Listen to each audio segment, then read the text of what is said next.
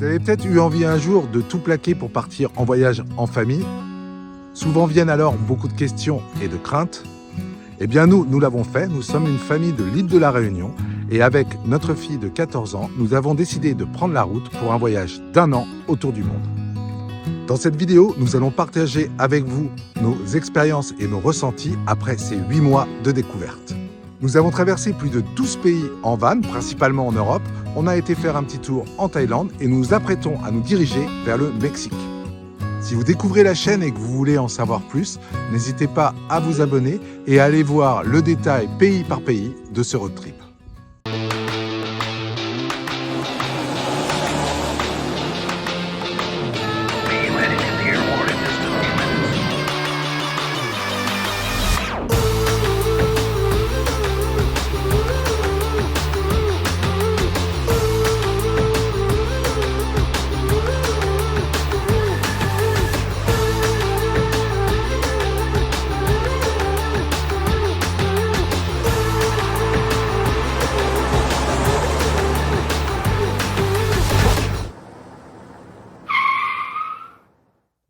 Alors, au bout de 8 mois de voyage, moi, mon impression, la plus positive, c'est vraiment le sentiment de liberté, de pouvoir choisir ce qu'on fait tous les jours, ses arrêts, les découvertes. Après, ça a aussi des inconvénients, c'est que parfois, on est un peu soumis à la météo. C'est le cas en ce moment au Portugal, où on est obligé de s'arrêter dans un Airbnb et puis d'être statique et du coup on n'a pas l'habitude et on est dans une zone où il n'y a pas forcément énormément de choses à faire, donc les journées se ressemblent un petit peu. Donc après 8 mois, on est quand même vachement habitué au voyage, mais par contre au niveau personnel, moi personnellement, être tout le temps avec mes parents, c'est un peu compliqué des fois. Je me sens un peu seule ou des fois j'arrive pas forcément à me faire des amis sur place, du coup je suis un peu seule et ça peut être compliqué à certains moments et ça faut en être conscient avant de partir. Si vous partez avec des enfants, c'est que c'est pas tout le temps le voyage à fond et des fois ça peut être pesant en fait de juste être seule avec ses parents ou même être avec sa famille tout le temps en fait. Après au niveau travail, donc je me suis habituée à avoir un rythme chaque jour, donc pendant 5 jours dans la semaine, je travaille 4 heures par jour.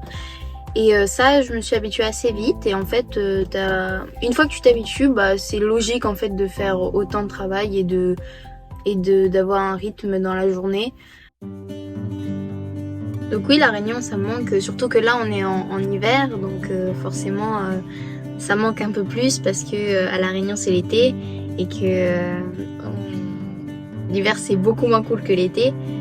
Mais en fait la Réunion ça dépend, mais des fois ça me manque, par exemple quand on fait des pauses ou quand on fait pas grand chose. Mais une fois qu'on va faire une sortie la journée ou juste qu'on va s'aérer, finalement je vais plus y penser et je sais que de toute façon dans quelques mois on retournera à la Réunion et on reprendra notre vie d'avant et ce sera très bien aussi. Donc un ressenti que j'ai aussi, c'est que paradoxalement, quelque part la Réunion me manque un petit peu. Quand on fait des pauses, comme disait Émilie, tout ça, j'ai un peu envie de rentrer, de me remettre dans une vie, dans notre vie quotidienne, on va dire. Mais quelque part, quand je pense au retour, j'ai plus trop envie de rentrer en fait. Donc c'est ça qui est un peu paradoxal. Et je crains que le retour va être compliqué à gérer. Alors mes ressentis au bout de 8 mois de voyage, j'étais le premier à être ultra motivé et même je pense que je voulais partir 14 mois le plus longtemps possible. Le fait de faire une pause, comme on a parlé Maud tout à l'heure, et que les conditions sont pas toujours telles qu'on les a imaginées, ça m'a fait un peu changer ma façon de voir les choses. En tous les cas, il y a des moments où c'est vrai que notre vie à La Réunion me manque, alors que tout au départ du voyage, pas du tout. Mais je pense que c'était une question de rythme. On allait vite, on n'avait vraiment pas le temps de se poser des questions. Maintenant, si c'était à refaire, bien sûr, je le referais. Si le voyage démarrait maintenant, je pense qu'on a commencé effectivement avec la Scandinavie sans avoir une expérience de ce que c'était que vivre en van. Et on est passé à côté de pas mal de choses. Il y avait pas mal de craintes aussi. On faisait peu de camping sauvage, on allait souvent dans les campings. Et ça, je pense que c'était un manque d'habitude, un manque de confiance. Et au fur et à mesure du voyage, on se rend compte que c'est facile, qu'il n'y a pas de risque, il y a juste quelques règles de base à respecter. Et donc je pense qu'on ferait beaucoup plus de camping sauvage. Et je pense que sur cette deuxième partie de voyage, outre notre voyage au Mexique, donc là qui va être en road trip et qui va être plus ou moins encadré, pour la fin de ce road trip en van, en tous les cas, on va l'aborder différemment. Ce voyage, pour ma part, m'a permis aussi de changer mon état d'esprit par rapport à un quotidien et des barrières qu'on se met dans notre vie de tous les jours.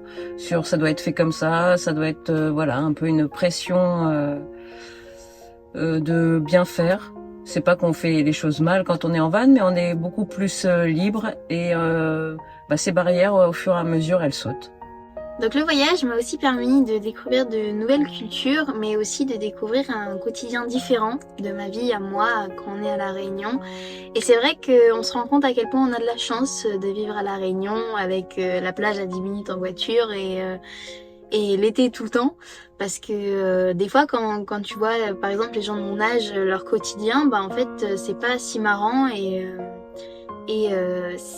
t'en prends compte en fait que quand tu le vois vraiment de tes propres yeux. Qu'est-ce que ça vous fait de vivre avec une adolescente qui voit pas forcément le voyage comme vous le voyez? Alors, vivre avec Émilie, notre fille, donc, ça a été une expérience assez nouvelle pour nous, parce que ce qui se passe, c'est que souvent, quand on est à l'île de la Réunion, elle est avec ses copines, on la voit pas beaucoup, on la voit au moment du repas, et puis après, c'est tout. On fait quelques activités ensemble. Et ce que j'ai trouvé vraiment sympa dans cette expérience de voyage, c'est pouvoir se retrouver en famille et vivre plein de moments différents, partager beaucoup de choses, apprendre à se connaître aussi. Et ça, c'est quelque chose qui restera une expérience extrêmement positive sur ce voyage. Je trouve ça vraiment génial de pouvoir partager une telle expérience avec Émilie. J'aurais aimé qu'on puisse le faire quand son frère était plus jeune et qu'on puisse partir tous les quatre, mais il a pu nous rejoindre quelques fois et ça c'était vraiment génial. Ça m'a fait prendre conscience à quel point elle a grandi aussi, que c'est devenu une adolescente avec les problèmes de l'adolescence.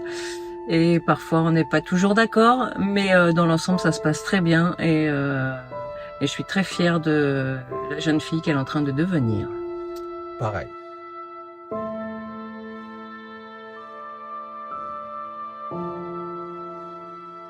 Donc c'est vrai qu'au début nos plans étaient plutôt de passer un an d'été, donc jamais passer par la case de l'hiver qui est souvent un peu déprimante et pas très intéressante. La majorité des choses se font en été. Donc j'ai pas de regrets par rapport à ça, mais juste c'est vrai que voyager en hiver c'est pas du tout la même chose et c'est pas du tout le même état d'esprit quand tu voyages en hiver. T'as pas la même liberté non plus, donc c'est beaucoup mieux l'été ou le printemps. Alors c'est vrai qu'on a complètement changé notre itinéraire. À la base, on devait faire, comme disait Émilie, pratiquement un an en été. Là, en hiver, en plus, avec notre configuration de van, on n'est pas du tout adapté à la météo d'hiver. C'est pour ça qu'on choisit de prendre des Airbnb régulièrement. Et il se passe beaucoup moins de choses en hiver. Beaucoup moins de festivals, de choses en extérieur que nous on recherche énormément et donc ça fait que les jours se ressemblent un petit peu. Donc moi personnellement j'ai vraiment trop hâte d'aller au Mexique. C'est moi qui ai proposé l'idée d'ailleurs d'aller dans ce pays et vraiment j'ai vraiment hâte de retrouver non seulement la chaleur mais aussi l'ambiance de l'été. Mais vraiment la suite du voyage et la fin du voyage va être, je pense, sensationnelle. Comme Émilie, j'ai vraiment hâte d'aller au Mexique et de retrouver l'été, la chaleur, de se baigner et de découvrir une culture vraiment différente aussi de l'Europe, où quelque part chacun a ses petites spécificités nationales, mais globalement On va dire que c'est un petit peu tous la même manière de vivre. Le fait de faire ce voyage à 50 ans, eh ben, on se dit que on aurait dû le faire avant. Après, la vie fait que c'est pas toujours possible. En tous les cas, je pense que c'est le bon moment pour le faire. On est encore en pleine force de l'âge, hein, comme on dit. On a l'expérience et ça, je trouve ça vraiment sympa. Ouais, à 50 ans, c'est le moment d'un bilan dans la vie de chacun. On a de l'expérience et on a envie de découvrir les choses qu'on n'a pas pu découvrir jusqu'à présent. Et on sait ce qu'on veut et on sait ce qu'on ne veut plus. Et donc ça aide à organiser le voyage. Cette vidéo est maintenant terminée. J'espère que ça vous aura plu et que ça aura répondu à certaines de vos questions. On se dirige maintenant vers le Mexique et pour la suite, ça sera comme d'habitude suivant nos envies.